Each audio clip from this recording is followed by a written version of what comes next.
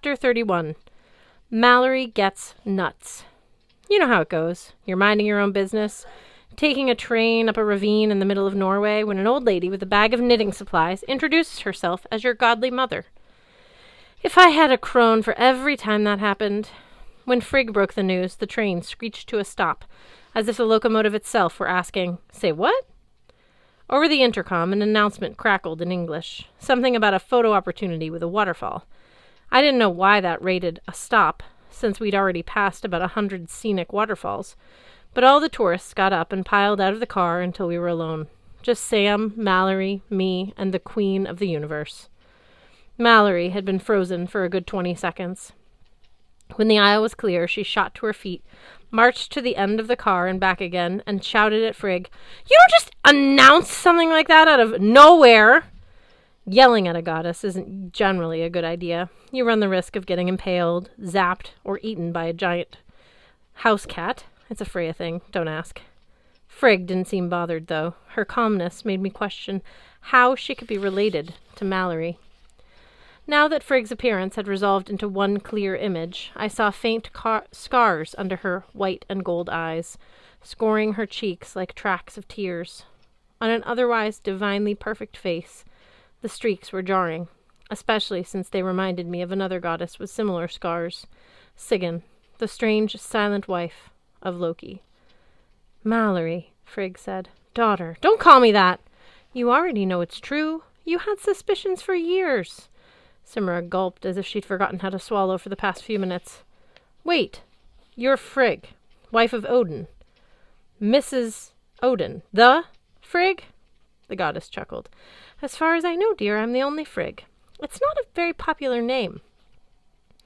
"But nobody ever sees you." Sam patted her clothes like she was looking for an autograph pen. "I mean, never. I don't know a single Valkyrie or Einergy who has ever met you. And Mallory's your daughter?" Mallory threw her hands in the air. "Will you stop fangirling, Valkyrie? But don't you see?" "Another dead parent? Yeah, I do." Keen scowled at the goddess. "If you're my ma, you're no better than my da." "Oh, child." Frigg's voice turned very heavy. "Your father wasn't always as broken as when you knew him. I'm sorry you never got to see him the way I did, before the drinking and the rage. Wouldn't that have been peachy?" Mallory blinked her red-tinged eyes. "But since you apologized, I suppose all is forgiven." "Mallory," Sam chided, "how can you be so callous? This is your mom. Frigg is your mom." "Right, I heard. But," Sam shook her head, "that's good." "I'll be the judge of that." Mallory plopped back onto her seat. She crossed her arms and glared at the clouds in her mother's knitting bag. I tried to see similarities between mother and daughter. Beyond the red hair, I couldn't. Frigg wrapped herself in gentle white clouds. She radiated calm, cool, and melancholy. Mallory was more like a dust devil, all agitation and fury.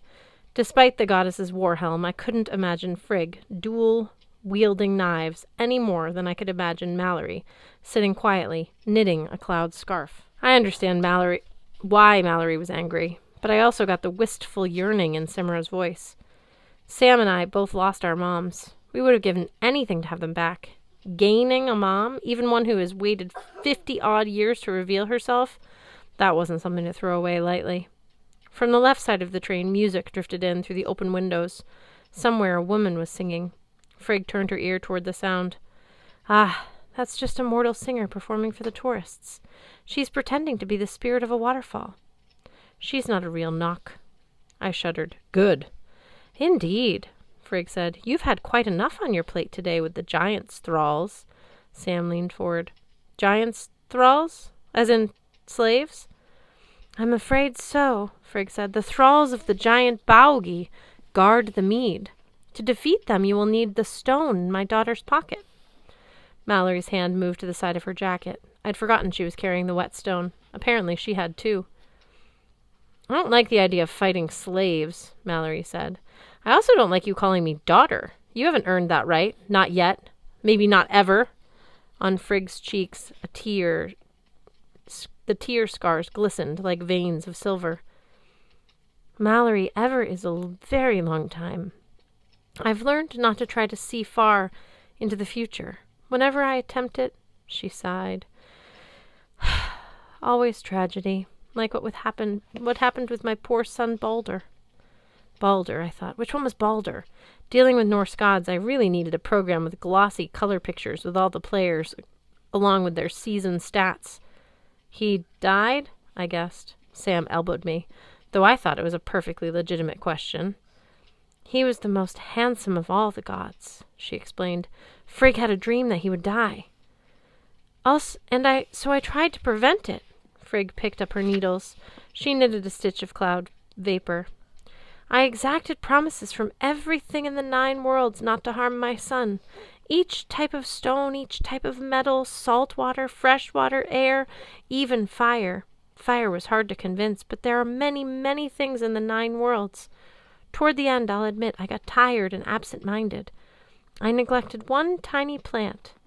Mistletoe. When I realized my oversight, I thought, oh well, it doesn't matter. Mistletoe's too small and insignificant to hurt Balder. Then, of course, Loki found out.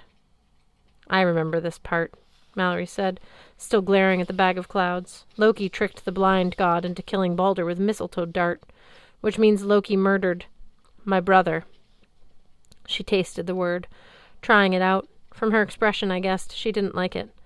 So, Ma, do you fail all your children spectacularly? Is that a thing with you? Frigg frowned. A hint of storm darkened her cloud-white irises. I wish the seats were wider so I could scoot away from Mallory. The death of Balder was a hard lesson, said the goddess. I learned that even I, queen of the Aesir, have limits. If I concentrate, I can glean the destiny of any living thing. I can even manipulate their weird to some extent, but only in the short term, 24 hours, sometimes less. If I look beyond that, to shape someone's long-term fate, she separated her needles. Her knitting unraveled into wisps of smoke. You may hate me, Mallory, Frigg said, but it is too painful for me to visit my children, to see what will befall them and not be able to change it. That is why I only appear into times when I know I can make a difference. Today for you is one of those times. Mallory seemed to struggle internally, her anger battling her curiosity.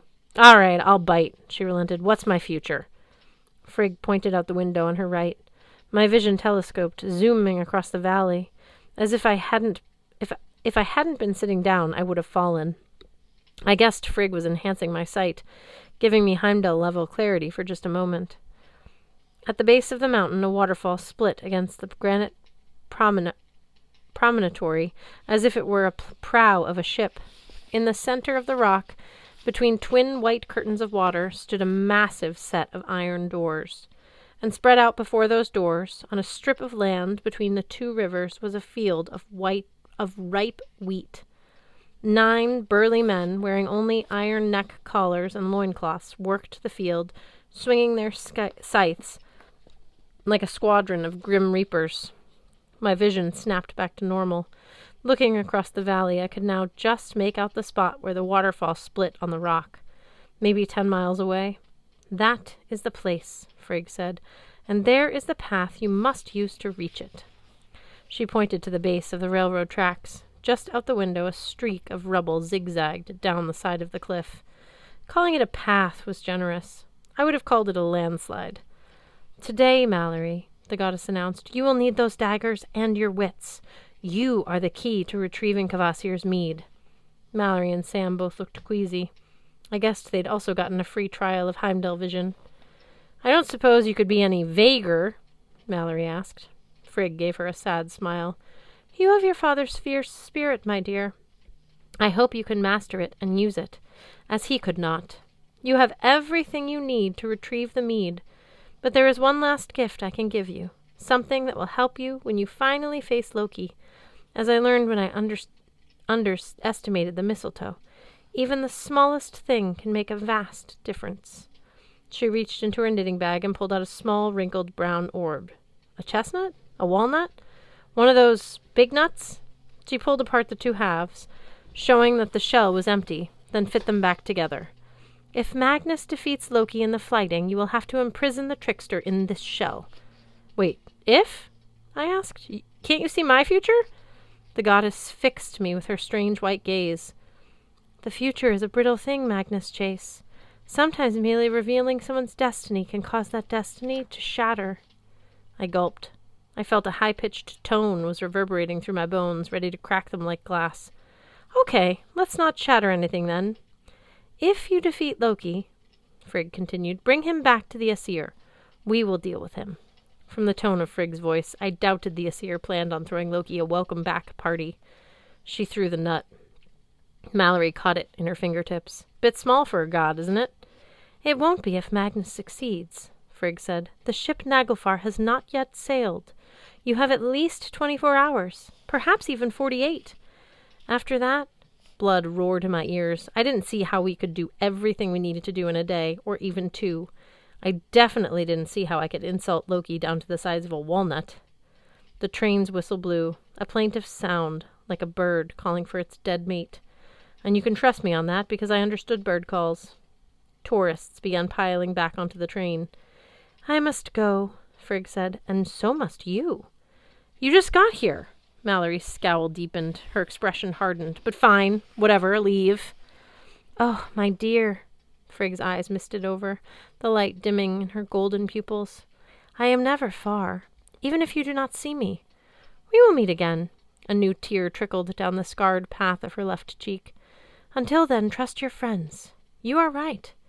They are more important than any magic items. And whatever happens, whether you choose to believe me or not, I love you. The goddess dissolved, knitting bag and all, leaving a sheen of condensation on the seat. The tourists piled back onto the train car. Mallory stared at the moist impression left by her godly mother, as if hoping the water droplets might reconstitute into something that made sense. A target, an enemy, even a bomb. A mother who showed up out of nowhere and proclaimed, I love you. That was something no knives, no wits, no walnut shell could help her conquer. I wondered if I could say anything to make her feel better. I doubted it. Mallory was about action, not talk. Apparently, Sam reached the same conclusion. We should go. Before the train lurched into motion. Unfortunately, tourists were still shuffling to their seats, blocking the aisles. We'd never be able to muscle our way to the door before the train got back up to full speed and left the mountainside trail far behind. Sam glanced at the open window on our right. Another exit? That's suicidal, I said. That's typical, Mallory corrected. She led the way, leaping out of the window of a moving train.